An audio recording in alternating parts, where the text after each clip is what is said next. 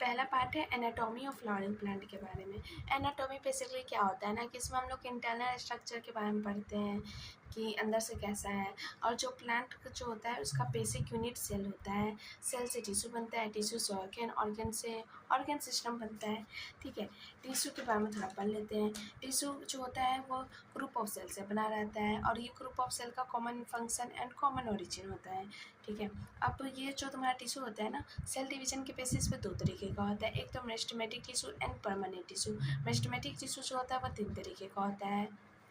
पहले meristematic tissue के बारे में पढ़ लेते हैं। जो मेरिस्टेमेटिक होता है उसको हम लोग मेरिस्टम भी कहते हैं, मेरिस्टम यानी डिवाइडेड। ठीक है, और यहाँ पे सेल डिवीजन तो होता है लेकिन सारा जगह पे नहीं होने लगता है, किसी रेस्ट्रिकेटेड एरिया पे ही सेल डिवीजन होता है। पोजीशन के बेसिस पे 3 तरीके का होता है, apical meristem, intercalary meristem, secondary बोले तो लेटरल मेरिस्टम। ठीक है, एपिकल मेरिस्टम जो होता है ये बोले तो रूट एंड शूट पे होता है। रूट और शूट पड़ता है पॉइंट पॉइंट ऊपर नीचे, ऊपर नहीं नीचे, ऊपर नीचे। ठीक है, root apical meristem tip of root पे होता है, shoot apical meristem stem axis पे होता है, और स्टीम में कुछ सेल बच जाता है तो एक्सिलरी पार्ट बनना चाहता है। एक्सिलरी पार्ट जो होता है part of branch of flower भी बन सकता है जो मन करे। इंटरकैलरी मेरिस्टम जो होता है मैच्योर टिश्यू के बीच में होता है। एग्जाम्पल हो गया क्रास, जैसे क्रास ना वापस सूख जाता है, हार्डवर्स चबा जाता है ना तो वापस सूख जाता है क्रास, ये बहुत इंपॉर्टेंट एग्जाम्पल है। और जो अपिकल और इंटरकैलरी है दोनों ही प्राइमरी मेरिस्टम में आता है।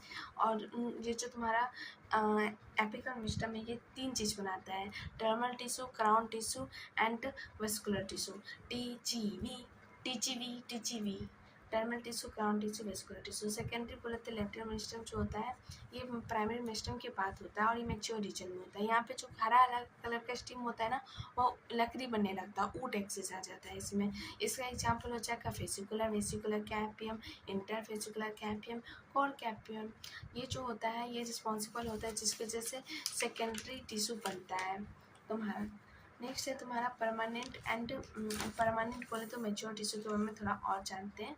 तो ये जो सेल प्रोड्यूस करता है ये ना जो परमानेंट टिश्यू होता है ये डिवाइड नहीं कर सकते, ये एबिलिटी को देता है डिवाइड करने का। 2 तरीके का परमानेंट टिश्यू होता है, सिंपल टिश्यू, कॉम्प्लेक्स टिश्यू।